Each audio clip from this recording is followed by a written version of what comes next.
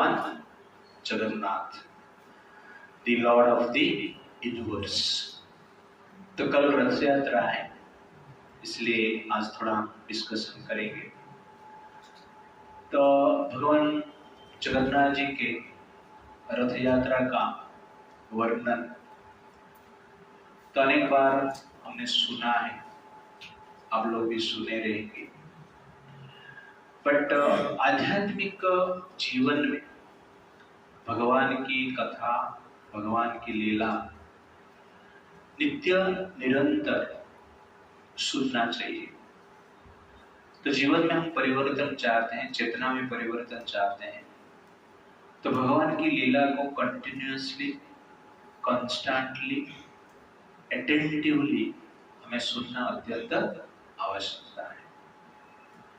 मन में जनरली एक प्रकार के विचार रहता है, नया, हर पल क्या चाहिए? नया चाहिए, और नया चीज मन को अच्छा लगता है, ये मन का स्वभाव है। बट मन का स्वभाव को हमें चेंज करना है कि भगवान की कथा को बारंबार सुनना है, तब जाके मन में जो नेगेटिविटी, विकार है, उससे हम बच सकते हैं। जिस प्रकार हम एक्सरसाइज करते हैं, तो प्रतिदिन सेम एक्सरसाइज करते हैं, ऐसा नहीं कि नया एक्सरसाइज, रोज नया नया कुछ एक्सरसाइज कर रहे हैं तो कुछ होगा नहीं होगा। सेम एक्सरसाइज कंटिन्यूअसली, कांस्टेंटली, ठीक से रोज करते हैं तो उसका प्रभाव शरीर के ऊपर पड़ता है और शरीर में परिवर्तन होता है, मसल्स बनता है, और उसके साथ साथ इनर ऑर्गन जो है उसके ऊपर इफेक्ट करता है, और इसलिए शरीर स्वस्थ रहता है।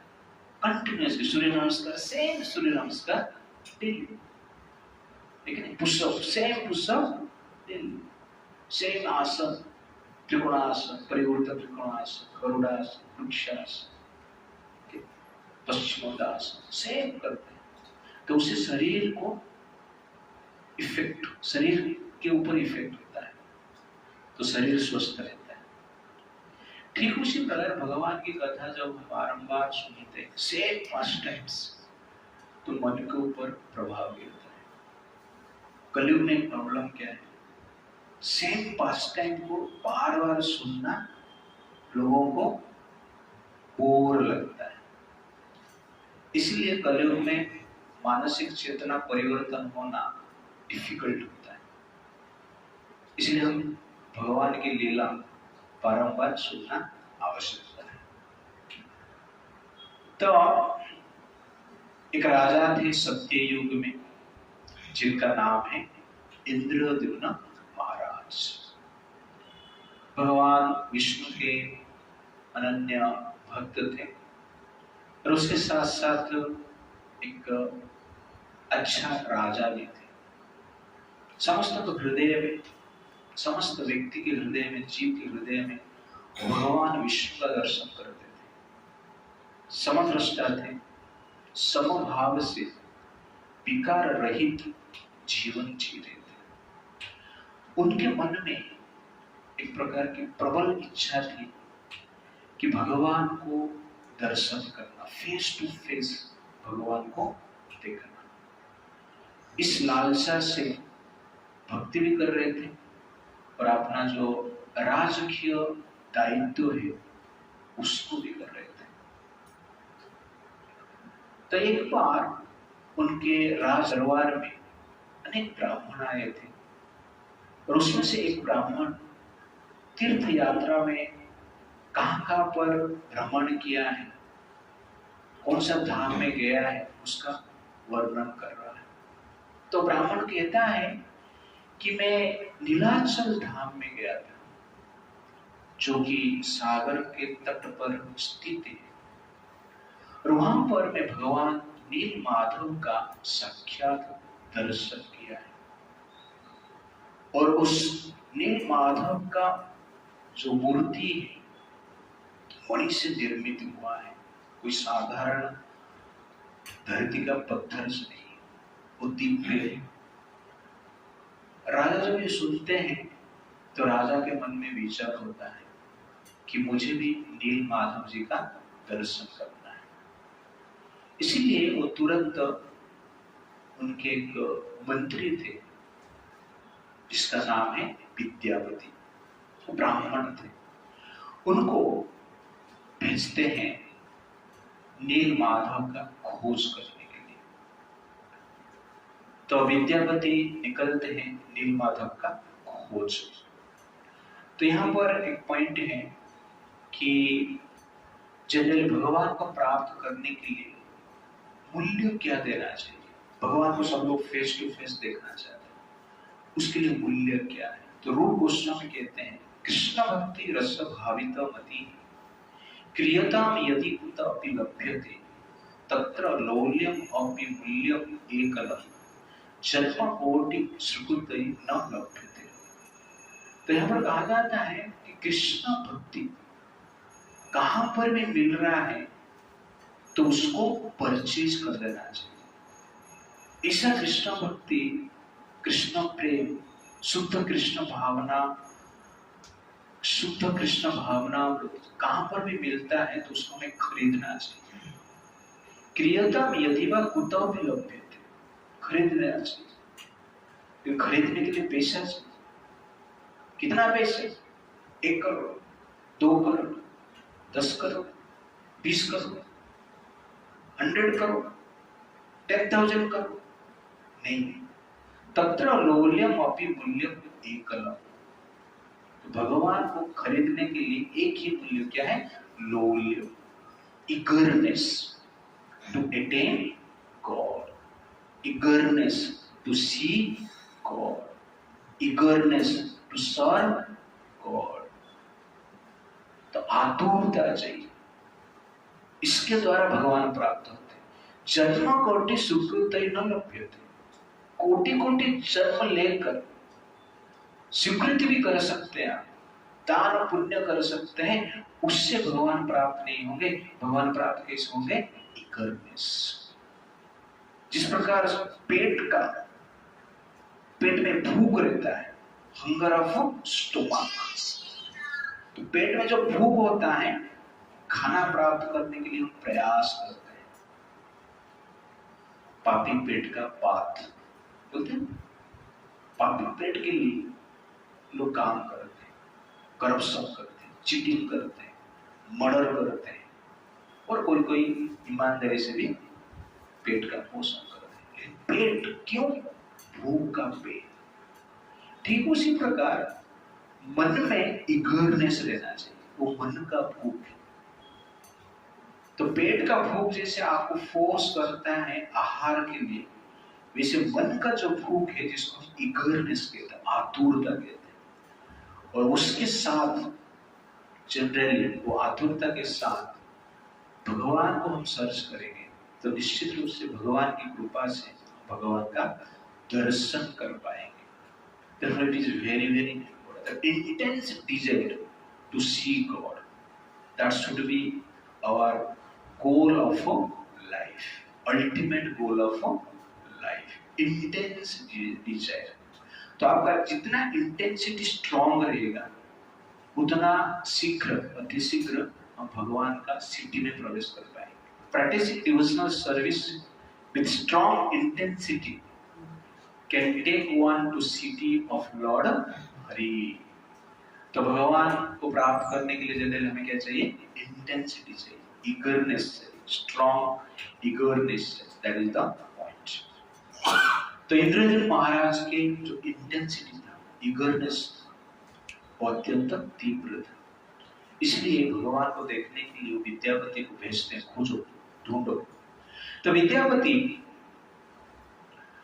नील माधव का दर्शन करने के लिए उड़ीसा में आते हैं, और उस समय सागर के किनारे नीलाचल पर्वत रहता है, और उस एरिया में एक वन रहता है। उस वन में प्रवेश करते हैं। तो वन में प्रवेश करने के पश्चात वो एक सवर के घर पे रहते हैं, जिस सवर का नाम है विश्ववसु। वो किसी को कुछ बोलते नहीं, घर पे रहते हैं और नील माधव का सर्च करते रहते अनेक महीना उनके घर पे रहे और एक दिन देख रहे हैं कि विश्व वसु जनरली रात को निकलते हैं और नेक्स्ट डे दोपहर को घर पे आते हैं। जब वो घर पे आते हैं उनके शरीर से एक प्रकार की दिव्य सुगंध निकलता है जिसका वो अनुभव कर पाते हैं। उसके साथ साथ वो कुछ प्रसाद लेके आते हैं जिसका स्वाद जो है दिव्य है। इस संसार का स्वाद नहीं, संसार का आहार का स्वाद नहीं, दिव्य स्वाद रहता है। ये सब विचार करके वो सोच रहे हैं जनरल विश्व निश्चित रूप से कुछ दिव्य पुरुष का संग कर रहे हैं।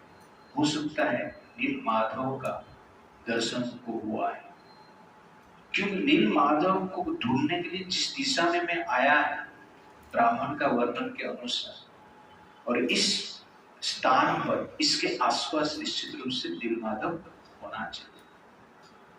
कुछ दिन के पश्चात विश्ववसी के बेटी के साथ वो विवाह कर लेते हैं जिसका नाम है ललिता।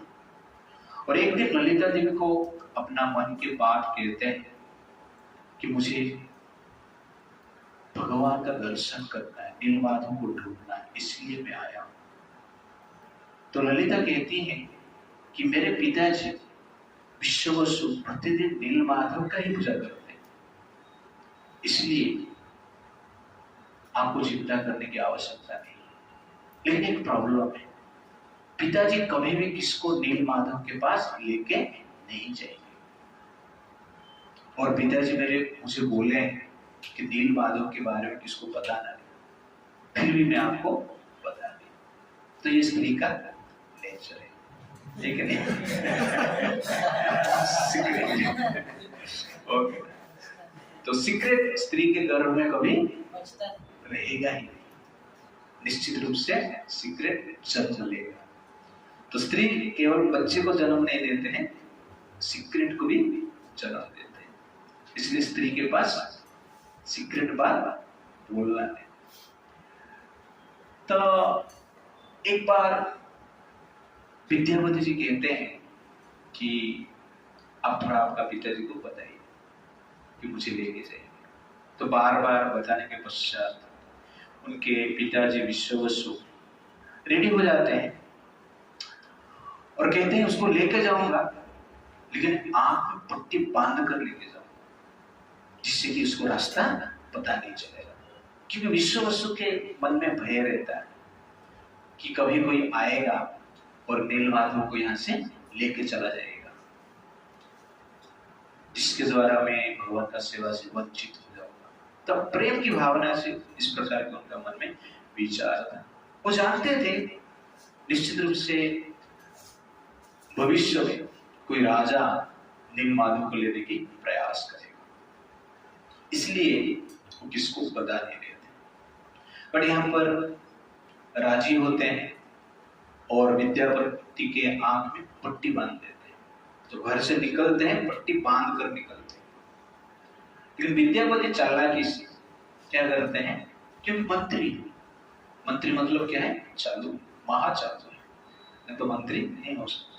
विद्यापति क्या करते हैं, उनका जो टोवेल है, टोवेल का अग्रभाग में कुछ सरसों को क्या कहते हैं, राई बांध लेते हैं और उस टॉवल में छोटा सा छिद्र कर लेते हैं और रास्ते में जाते समय एक एक राई रास्ते में गिरते जाता है। और इस प्रकार पहाड़ के ऊपर चढ़ते हैं, नीलाचल पर्वत के ऊपर चढ़ते हैं।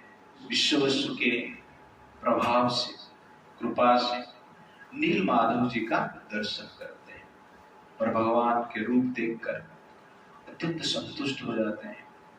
उनका शरीर तेजमय था, उनका आंख तो फ्लावर का पेटल जैसे था और एक सुंदर मुकुट धारण किए थे, श्रीवत्स भी था और उसके साथ साथ पीतांबर वस्त्र धारण किए हैं, मकर कुंडल भी धारण किए हैं।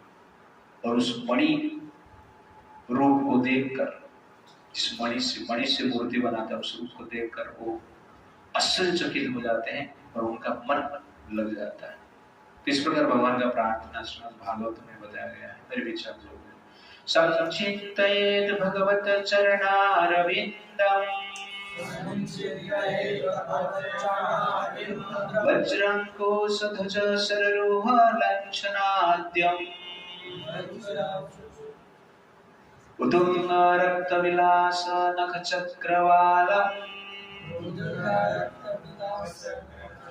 ज्योत्स्नामि आहत महद हृदयान्धकारम्।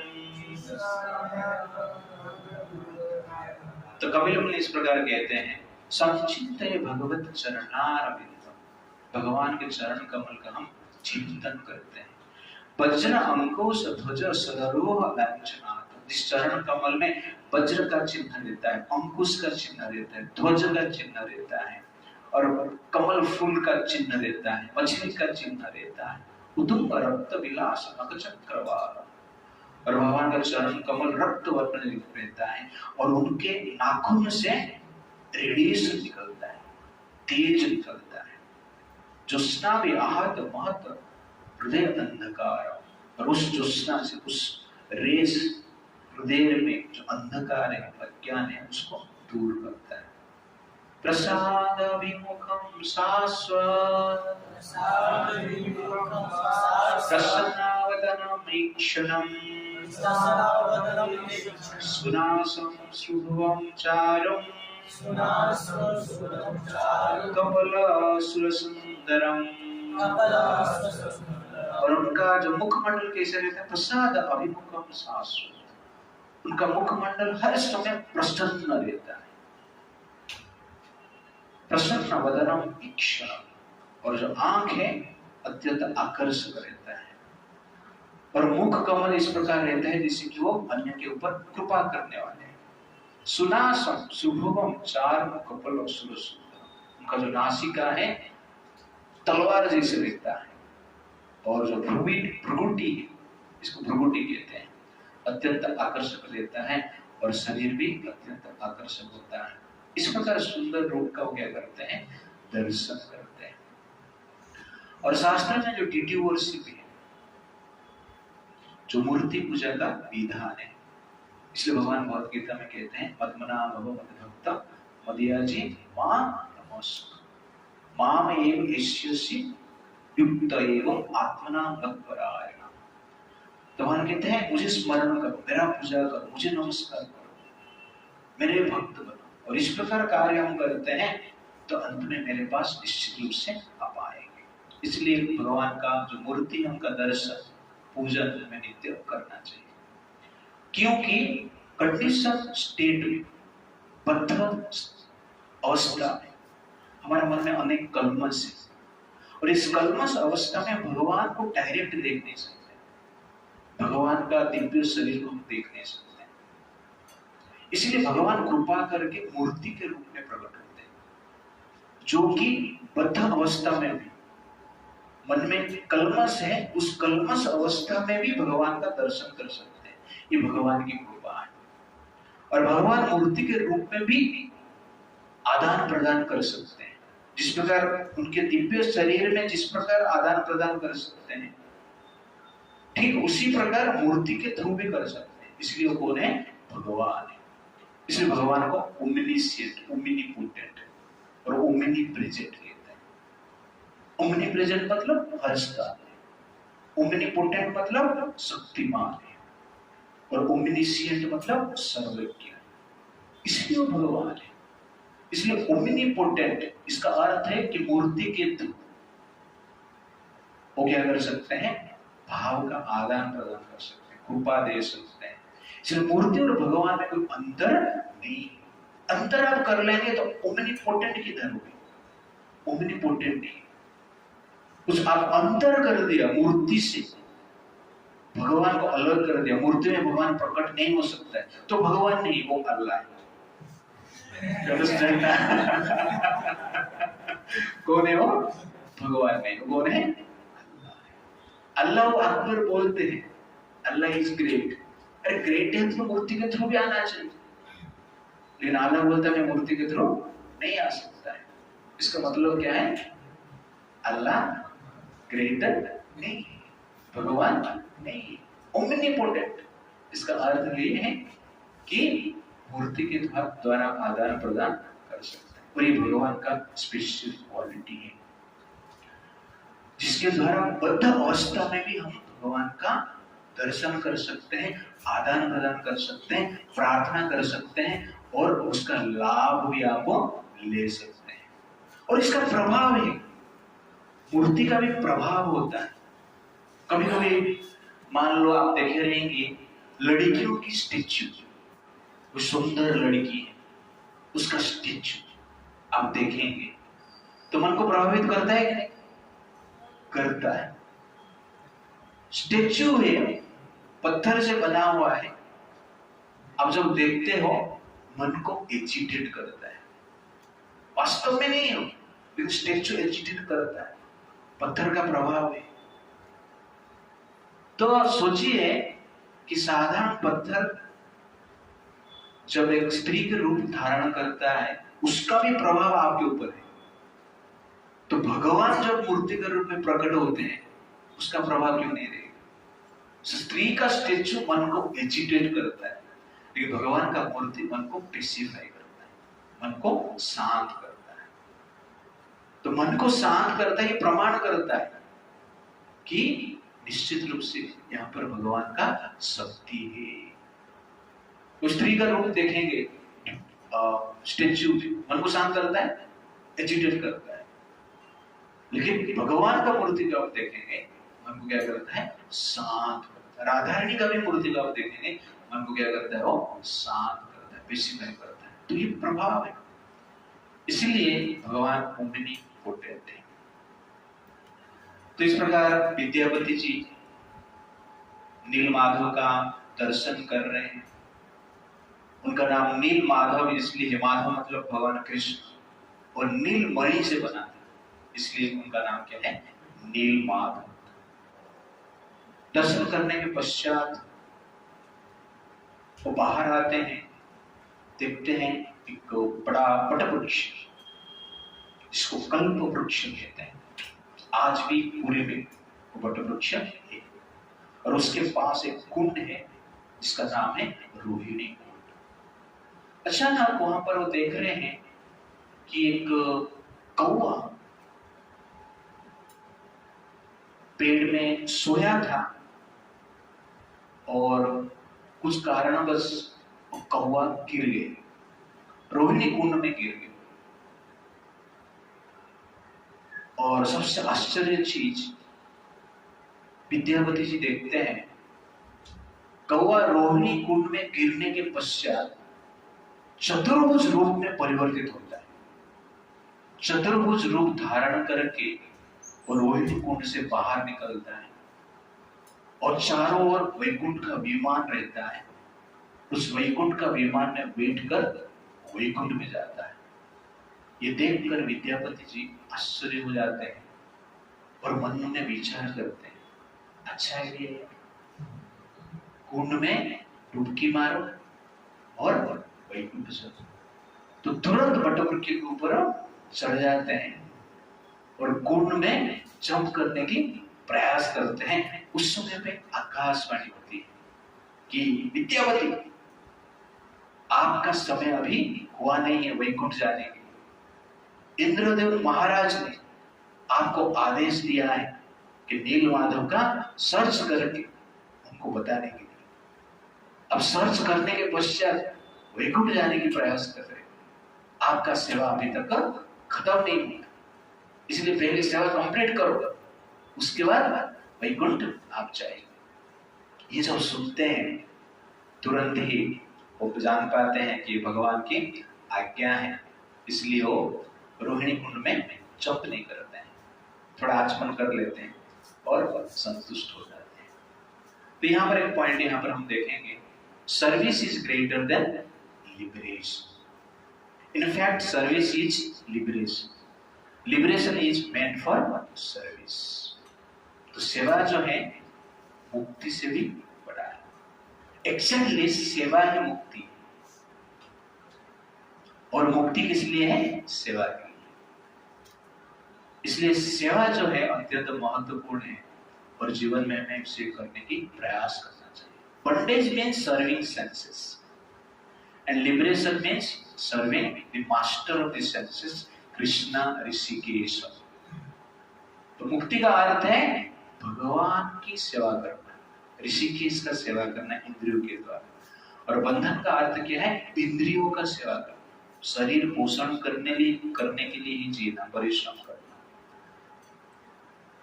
और शरीर को भोग करने के लिए जीना, ये बंधन का कारण होता है।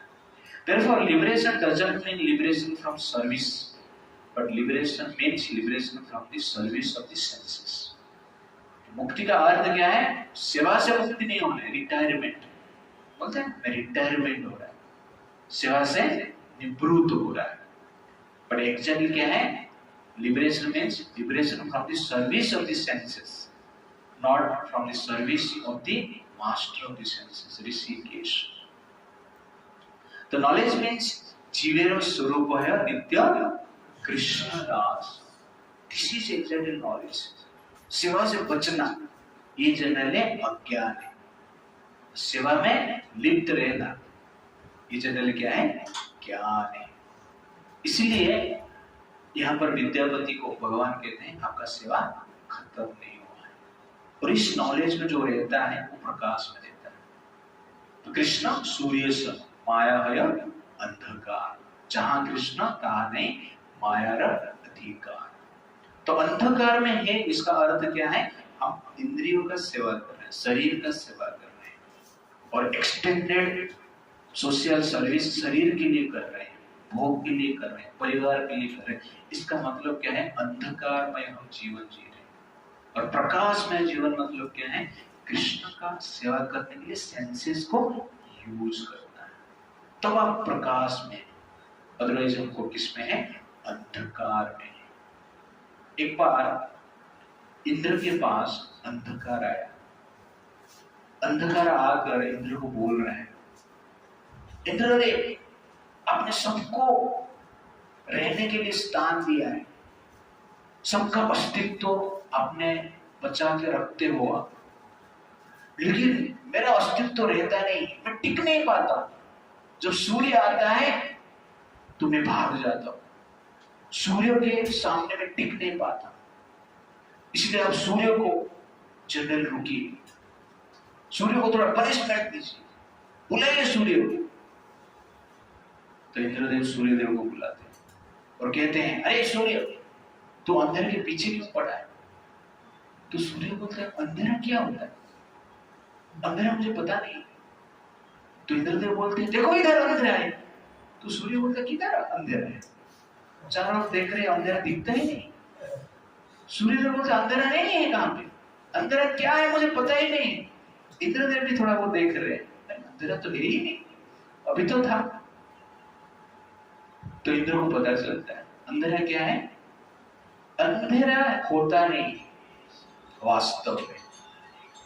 Darkness is not a existence, darkness is existential, absence of sunlight। सूर्य कभी भी अंधकार का अनुभव कर ही नहीं सकता है। कर सकता है? हम अंधकार का अनुभव किए, लेकिन सूर्य क्या है? कभी नहीं किया है। क्यों? क्योंकि प्रकाश का अनुपस्थिति ही अंधकार है। तो सूर्य कभी भी अंधकार का अनुभव नहीं कर पाएगा। तो ठीक उसी प्रकार जो वास्तव में शुद्ध भक्त है वो कभी भी अज्ञान में जी नहीं सकता, कभी भी ये भूल नहीं सकता है कि सेवा करना उसका धर्म है, भगवान का सेवा करना उसका धर्म है। और जब ये हम भूल जाते हैं उसको ही क्या कहते हैं? अंधकार कहते हैं। उसको ही क्या कहते हैं? Life of darkness, life of ignorance. इसलिए हम भगवान का सेवक हैं कि कभी हमें भूलना नहीं चाहिए। और इस भाव से हम जब जीते हैं, हम जनरली ज्ञान में जीते हैं, प्रकाश में जीते हैं, और इस प्रकाश के द्वारा हम हर पल आनंदित रहेंगे, सुखी रहेंगे, पीसफुल रहेंगे। अदरवाइज क्या है? पेनफुल लाइफ रहेगा। तो जितना इंद्रियों को हम भोग करेंगे, जितना शरीर के लिए जीने की प्रयास करेंगे, उतना व्यक्ति जनरली चिंता में रहेगा। दैट इज कलियुग। कलियुग में हर कंफर्ट है, फैसिलिटी है, सब कुछ है, बट अल्टीमेट गोल क्या है? इंद्रिय तृप्ति, इंद्रिय भोग, डार्कनेस, अंधकार। दैट इज एक्चुअली क्या है? पेन। इसलिए इंद्रिय कंट्रोल लाइट है। इंद्रिय कंट्रोल में आनंद मिलता है, और इंद्रियों को भगवान की सेवा में जब लगाते हैं परमानंद मिलता है। केवल इंद्रिय कंट्रोल करेंगे तो आनंद मिलेगा, लेकिन इंद्रियों को कंट्रोल करके भगवान की सेवा में लगाएंगे तो क्या मिलेगा? परमानंद। इसलिए विद्यापति को आकाशवाणी कहता है कि आपका सेवा भी खत्म नहीं हुआ है। तो ये भगवान की इच्छा है, और इस इच्छा को वो मानते हैं, और इच्छा को ग्रहण करके विचार करते हैं कि ये जो बात है वो निश्चित रूप से इंद्रदेव महाराज को बताना चाहिए। तो वहां से विश्ववसु के साथ आश्रम में आते हैं, विश्ववसु के घर पे आते हैं, और कुछ दिन के पश्चात वो वहां से निकलकर इंद्रदेव महाराज के पास जाते हैं, और नीलाचल धाम के जो विषय है सब कुछ ठीक ठीक उनको वर्णन करते हैं। और नील माधव के बारे में सुनकर इंद्रदेव महाराज संतुष्ट होते हैं, और तुरंत इंद्रदेव महाराज नीलाचल की ओर निकल पड़ते हैं। इंद्रदेव महाराज नीलाचल पर्वत के पास पहुंचते हैं, लेकिन देखते हैं वहां पर नील माधव नहीं है। डिटी क्या है? अंतर ध्यान हो जाता है, होता ही नहीं वहां पर। वो आश्चर्यचकित हो जाते हैं और विचार करते हैं कि ये विश्ववसु ने नील माधव को छुपा दिया, इसलिए उनको बांधने की वो प्रयास करते हैं। बाद में आकाशवाणी जब होता है कि इस विश्ववसु को मुक्त कर दीजिए, और यहाँ पर एक टेम्पल बनाइए। उस आकाशवाणी इस प्रकार होता है कि हे इंद्रदेव महाराज, मैं अभी नील माधव के रूप में अप्रकट हो गया हूं, और मेरा इच्छा है कि आगे जाके मैं दारू ब्रह्म के रूप में प्रकट होगा। इसलिए यहाँ पर आप एक बड़ा मंदिर बनाइए, उसके पश्चात दारू ब्रह्म के रूप में मैं यहाँ पर प्रकट होगा। इस प्रकार वो कहते हैं। दारू ब्रह्म, दारू मतलब क्या है? लकड़ी। दारू क्या कहते हैं? लकड़ी को दारू कहते हैं संस्कृत में। तो आप मतलब दारू ब्रह्म मतलब दारू के बारे में सोचें, ओके ना? तो जनरली दारू पीने के बाद लोगों को लगता है वो ब्रह्म का रियलाइजेशन कर दिया, पर एग्जैक्टली ऐसे भी होता है। जब दारू पीते हैं, ब्रह्म रियलाइजेशन और दारू पीने के बाद जो रियलाइजेशन समान होता है। जो भगवान का रियलाइज कर चुके हैं, वो संसार का जो बाधा है, पेन है, उनको लगता है, उसका अनुभव नहीं कर पाते। ठीक उसी प्रकार जो दारू पीते हैं वो भी संसार का पेन को भूल जाते हैं। तो ये दारू का पावर है, ओके? तो अब मन को कंट्रोल करने के लिए दारू ब्रह्म का साधना कर सकते हैं, और मन को कंट्रोल करने के लिए दारू भी पी सकते हैं। इसलिए लोग जनरल दारू पीते हैं। कभी एग्जैक्टली आनंद मिलता है जब मन शांत हो जाता है, और कुछ नहीं। सुख मतलब मन को शांत करो। मन पास्ट फ्यूचर कौन सा थॉट में है तो मन अशांत है, उसमें सुख मिलता नहीं। मन जब शांत हो जाता है मजा आता है। तो दारू पीने के बाद क्या होता है? मन शांत हो जाता है। जितना भी थॉट है, negative thought, positive thought, painful thought, भविष्य का चिंता, अतीत का चिंता, ये सब दूर हो जाता है, इसके ऊपर कवर आ जाता है, तो मन शांत हो जाता है, आनंद मिलता है। वैसे ही मेडिटेशन, भगवान का ध्यान, मन शांत हो जाता है और उसमें भी आनंद मिलता है। तो इसलिए दारू ब्रह्म का मेडिटेशन करो या दारू का मेडिटेशन करो, मजा आए। लेकिन दारू ब्रह्म का मेडिटेशन में क्या होता है? डिफिकल्ट है, इतना इजी नहीं। और दारू का मेडिटेशन एक बोतल पिया और भूल गए, मन शांत। फिल्में देखते टाइम आप देखे रहेंगे कि आपका मन में डिफरेंट थॉट्स नहीं आते, आता है नहीं आता, कंटिन्यूसली पिक्चर चलता रहता है, आप देखते रहते हो। इसलिए मन में जब थॉट्स है स्टॉप हो जाता है, उसको मन का शांति कहते हैं।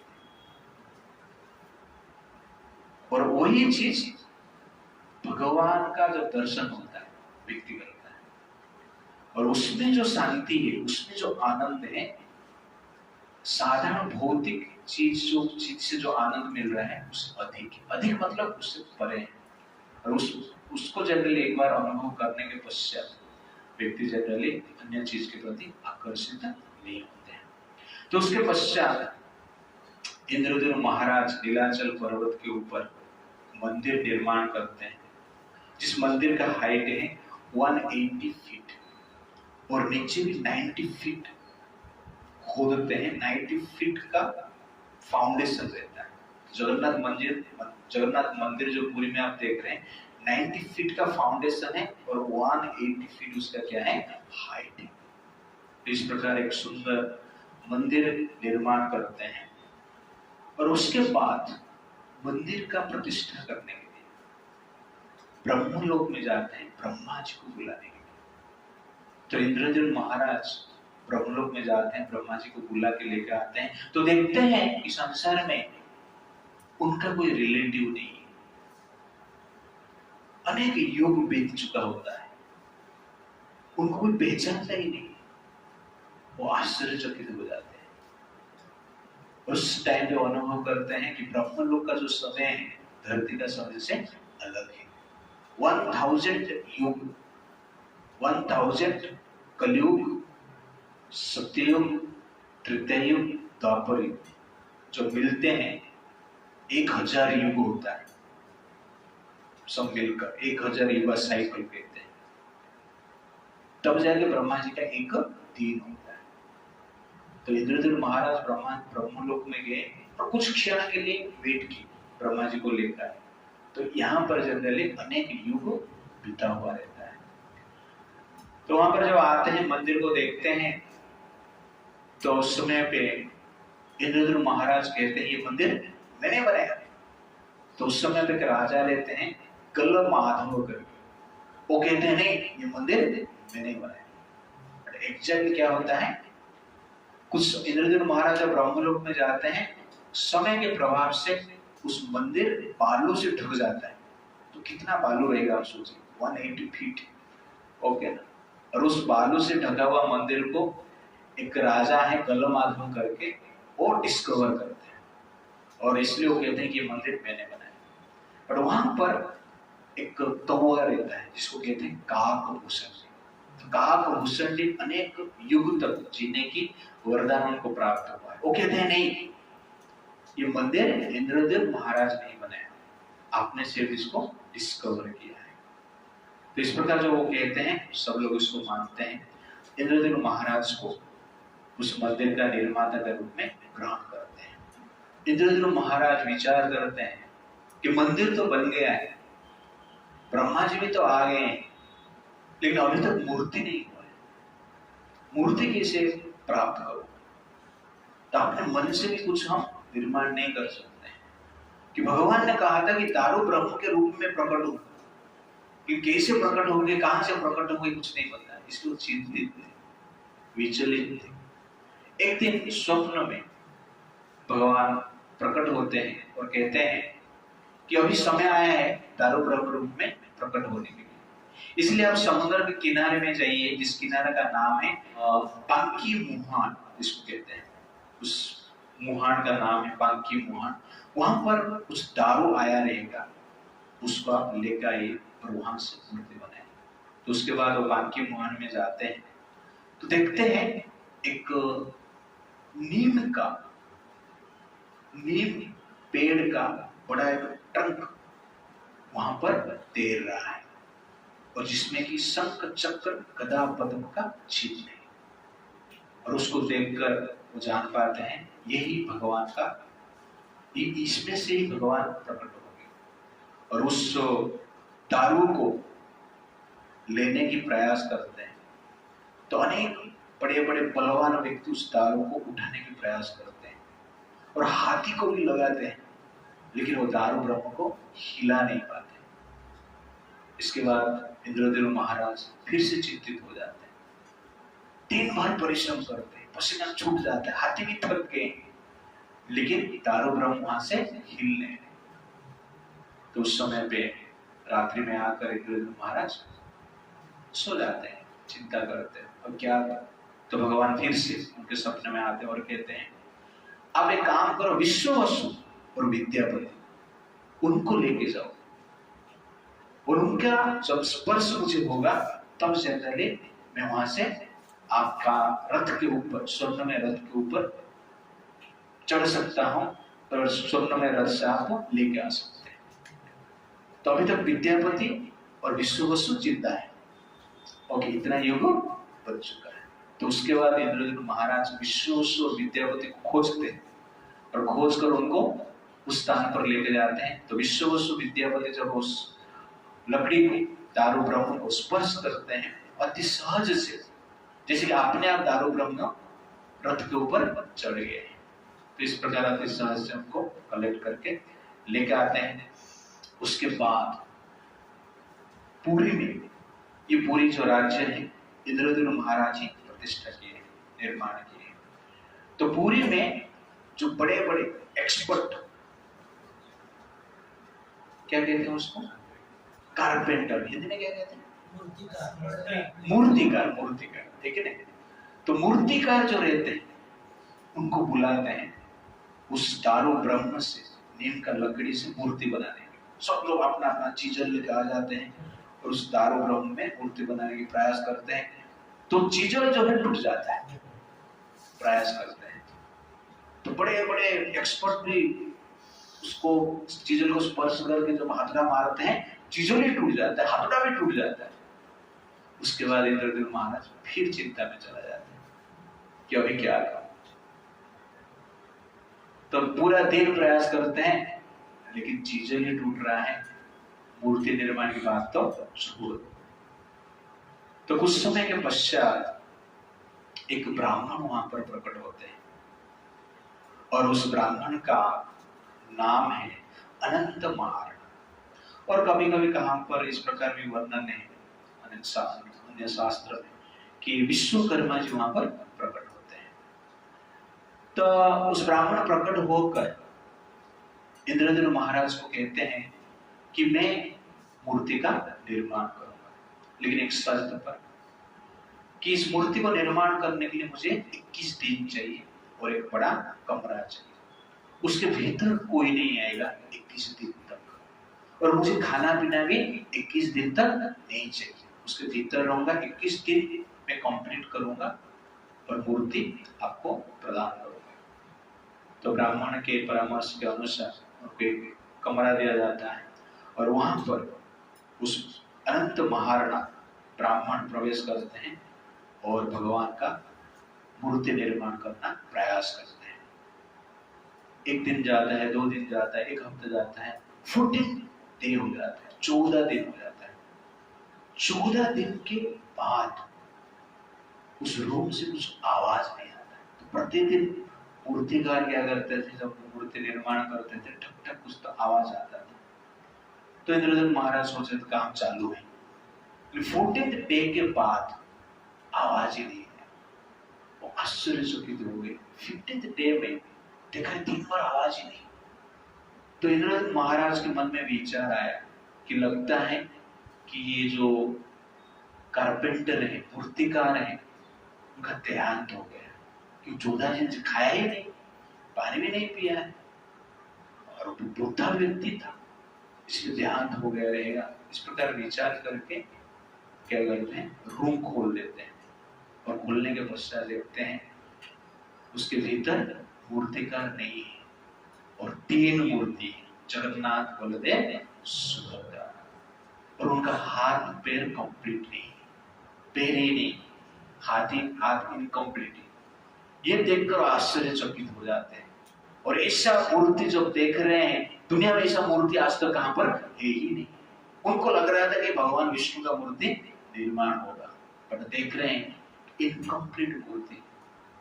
फिर से वो चिंता में चला जाते हैं, रोते हैं, वहां पर ही सर पटक लेते हैं और कहते हैं भगवान मेरा दोष हो गया, आपने मुझे 21 दिन दिया था, हमें 14 दिन में ही खोल दिया, इसलिए आप क्रोधित होकर आधा ही बने, इस प्रकार रोने लगते हैं। तब आकाशवाणी होता है कि आप चिंता मत करो कि इस रूप में ही मुझे प्रकट होना है। आप जिस भगवान का दर्शन करने की इच्छा कर रहे थे, यही जो भगवान है, ये जो मूर्ति आप देख रहे हैं, जगन्नाथ बलदेव सुभद्रा, इस मूर्ति के द्वारा संसार में मैं पूजा प्राप्त करना चाहता हूँ और इस मूर्ति के द्वारा संसार का उद्धार करना चाहता हूँ। और इस मूर्ति को जो देखता है, एक बार भी इस मूर्ति का कोई दर्शन करता है, जगन्नाथ बलदेव सुभद्रा जी का दर्शन करता है, संसार का भव बंधन से मुक्त हो जाता है। इसलिए ये जो मूर्ति है, ये जो रूप है, मेरा महाभाव रूप है, मेरा सर्व उत्कृष्ट कृपा का रूप है, सर्वश्रेष्ठ कृपा इस मूर्ति के द्वारा, इस रूप के द्वारा संसार में प्रदान करता हूँ। ये मेरा प्रेम का रूप है, इसलिए आप इस मूर्ति को मंदिर में स्थापित किए। ये जब सुनते हैं, इंद्रदेव महाराज तुरंत खुश हो जाते हैं और ज्येष्ठ पूर्णिमा का दिन मूर्ति का अभिषेक होता है, जिसको क्या कहा जाता है, स्नान पूर्णिमा कहा जाता है, स्नान यात्रा कहा जाता है। और अभिषेक, पहला अभिषेक होने के पश्चात मंदिर में ब्रह्मा जी क्या करते हैं, उस मूर्ति का प्राण प्रतिष्ठा करते हैं। और प्राण प्रतिष्ठा के समय पे तो समस्त जगत का जो बड़े बड़े कमांडर हैं, इंद्र, चंद्र, वरुण, भगवान शिव, नारद मुनि, सब लोग उपस्थित रहते हैं और जगन्नाथ बलदेव सुभद्रा जी का क्या होता है, प्राण प्रतिष्ठा होता है। जगन्नाथ बलदेव सुभद्रा माई की जय। तो प्राण प्रतिष्ठा के पश्चात भगवान इंद्रदेव महाराज को कहते हैं कि आप वर मांगिए। तो इंद्रदेव महाराज कहते हैं, मुझे इस प्रकार वर दीजिए कि मेरा वंश में आगे कोई संतान उत्पन्न न हो। भगवान उसको तथास्तु कर। तो ये आश्चर्य है, इंद्रदेव महाराज इतना कष्ट प्राप्त करके, इतना स्ट्रगल करके भगवान का मंदिर निर्माण किए, भगवान को प्रकट किए हैं, और उसके पश्चात वर क्या मांगते हैं, मेरे वंश में कोई संतान नहीं। क्यों? इसलिए कि आगे जाके कोई ऐसा नहीं बोले कि ये जो मंदिर है मेरे दादाजी निर्माण किए थे, मेरे प्रपितामह निर्माण किए थे, अहंकार ना हो और मेरा नाम ही नहीं, मेरा नाम ही मिट जाए। तो भगवान का प्राण प्रतिष्ठा किस लिए करते हैं, भगवान का नाम के लिए करते हैं। आजकल लोग प्राण प्रतिष्ठा किस लिए करते हैं, अपना प्रतिष्ठा के लिए करते हैं। तो भगवान का प्राण प्रतिष्ठा कभी कभी लोग क्या करते हैं, अपना प्रतिष्ठा के लिए करते हैं, अपना नाम को प्रचार प्रसार करने के लिए करते हैं। और इस प्रकार देखा गया है संसार में कि प्रतिष्ठा के लिए व्यक्ति प्राण भी दे सकते हैं, लेकिन इसको जनरल क्या कहते हैं, प्राण प्रतिष्ठा कहते हैं। तो इस प्रकार प्राण प्रतिष्ठा हमें नहीं करना है, भगवान का प्रतिष्ठा के लिए प्राण भी दे सकते हैं। भगवान का प्रतिष्ठा के लिए अपना प्रतिष्ठा को त्यागना चाहिए। थाड़ी चैतन्य क्या है, अत्यंत महत्वपूर्ण है। तो भीमसेन जब हनुमान जी को मिलते हैं, हनुमान जी को भीमसेन पूछते हैं कि आपने रावण को क्यों नहीं मारा? मैं देख रहा हूं आपके पास इतना शक्ति है, रावण को आसानी से मार सकते थे, भगवान राम को इतना तकलीफ क्यों हुआ? राम ने उनको क्यों मारा? आप तो पहले रावण को मिले थे, उसको ही मार देना चाहिए। तो हनुमान जी वहां पर कहते हैं, आप जो कह रहे हो ठीक है, रावण को मारने की शक्ति मेरे पास है, रावण को मारना मेरे लिए मच्छर मारना जैसे ही, कुछ बड़ी बात नहीं है, दैट इज हनुमान। लेकिन भगवान का कीर्ति रखने के लिए, मनुष्य समाज में राम जी का कीर्ति रहे, इसलिए मैं रावण का वध नहीं किया। ये है हनुमान। तो संसार में जनरली अपना प्रतिष्ठा के लिए, कीर्ति के लिए व्यक्ति प्रयास करते हैं। और यहाँ पर इंद्रदेव महाराज आप देखेंगे कि भगवान का कीर्ति रखने के लिए अपना जो कीर्ति है, नाम है, उसको मिटाने की प्रयास करते हैं। ये जनरली एक शुद्ध भक्त का लक्ष्य होता है, शुद्ध भक्त का हार्ट होता है। उसके बाद भगवान कहते हैं, ठीक है, आपका पिंडदान मैं करूंगा, और अभी भी भगवान जगन्नाथ जी इंद्रदेव महाराज का श्राद्ध करते हैं और वहां पर गुंडीचा देवी भी रहते हैं। इतना बड़ा युग बीत गया, गुंडीचा देवी है अभी। तो गुंडीचा देवी को कहते हैं कि मैं आपको आपका दर्शन करने के लिए आपका घर पे साल में एक बार जाऊंगा और 9 दिन तक वहां पर रहूंगा। तो श्री मंदिर से गुंडीचा मंदिर भगवान क्या करते हैं, जाते हैं। और शिव मंदिर से गुंडीचा मंदिर जब जाते हैं रथ में जाते हैं और उस यात्रा को क्या कहा जाता है, रथ यात्रा कहा जाता है। और यात्रा जो है भगवान क्या करते हैं, श्री मंदिर से गुंडीचा देवी को मिलने के लिए जाते हैं। उड़िया में उसको माउसी मां मंदिर कहते हैं। गुंडीचा को माउसी मतलब माँ के रूप में जगन्नाथ जी ग्रहण करते हैं। श्री मंदिर से गुंडीचा मंदिर को जाते हैं, उसको क्या कहा जाता है, रथ यात्रा कहा जाता है। और उस परंपरा को कंटिन्यूसली उड़ीसा में पालन किया जाता है, उसको क्या कहते हैं, रथ यात्रा कहते हैं। तो इस प्रकार रथ यात्रा का प्रारंभ होता है। जगन्नाथ बलदेव सुभद्रा जी जब गुंडीचा मंदिर में जाते हैं। आगे हम देखेंगे और कुछ डिटेल्स। हरे कृष्णा कृष्णा कृष्णा हरे हरे, हरे राम राम राम हरे हरे। श्री जगन्नाथ बलदेव सुभद्रा माई की जय, जगन्नाथ रथ यात्रा की जय।